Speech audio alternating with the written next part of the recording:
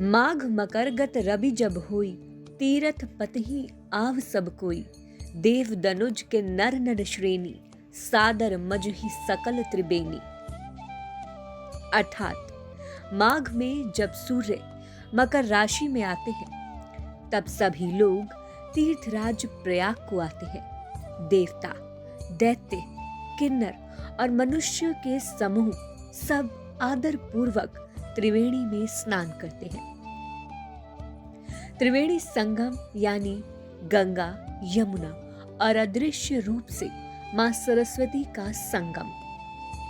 मान्यता है कि माघ के महीने में सारे तीर्थ प्रयाग में हाजिरी लगाते हैं, क्योंकि कहते हैं कि प्रयाग तीर्थों का राजा है।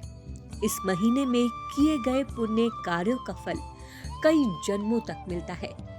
जो भी व्यक्ति इस माह में स्नान, दान और जप तप करता है, उसे मोक्ष की प्राप्ति होती है। माघ मास में संगम पर कल्पवास करने की भी परंपरा है, जिससे व्यक्ति शरीर और आत्मा से नवीन हो जाता है। इस वर्ष माघ का महीना 26 जनवरी से 14 फरवरी तक रहेगा। माघ महीने में सूर्य देव, मां गंगा और भगवान विष्णु की पूजा की जाती है। माघ मास को लेकर एक पौराणिक कथा भी जुड़ी है। कथा अनुसार माघ मास में गौतम ऋषि ने इंद्रदेव को श्राप दिया था। दरअसल इंद्रदेव गौतम ऋषि की रूपवती पत्नी देवी अहिल्या के प्रति आकर्षित हो गए थे। एक दिन इंद्र ने माया से सुबह जैसा वातावरण कर दिया। ये देखकर गौतम ऋषि कुटिया से बाहर चले गए।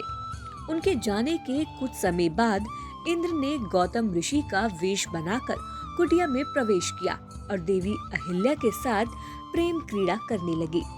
दूसरी तरफ नदी के पास जाने पर गौतम ऋषि ने आसपास का वातावरण देखा, जिससे उन्हें अनुभव हुआ कि अभी सुबह नहीं हुई है। वो किसी अनहोनी की कल्पना करके अपने घर पहुंचे। वहां जाकर उन्होंने देखा कि उनके वेश में कोई दूसरा पुरुष उनकी पत्नी के साथ रति क्रियाएं कर रहा है। ये देखते ही ऋषि क्रोधित हो गए और अपनी पत्नी अहिल्या एवं देवराज इंद्र को श्राप दे दिया। जब देवराज इंद्र ने गौतम ऋषि से क्षमा याचना मांगी, तो उन्होंने इंद्रदेव को माघ मास में गंगा स्नान कर प्रायश्चित करने को कहा। तब इंद्रदेव ने माघ मास में गंगा स्नान किया था, जिसके फलस्वरूप इंद्रदेव को श्राप से मुक्ति मिली थी। इसीलिए इस महीने में माघी पूर्णिमा व माघी अमावस्या के दिन का स्नान पवित्र माना जाता है। आइए जानते हैं माघ मास से जुड़े कुछ विशेष नियम। माघ महीने का श्री कृष्ण के स्वरूप माधव से संबंध माना गया है।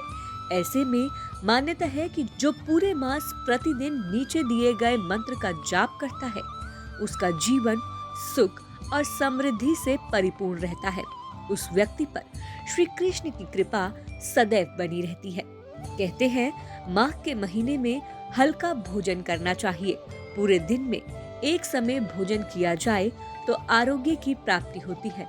माघ मास में तिल और गुड़ का प्रयोग बहुत लाभकारी माना गया है। इन दोनों चीजों का स्नान, दान, भोजन में सेवन करना उत्तम फल प्रदान करता है। अतः आप भी माघ मास से जुड़े विशेष नियमों का पालन करें।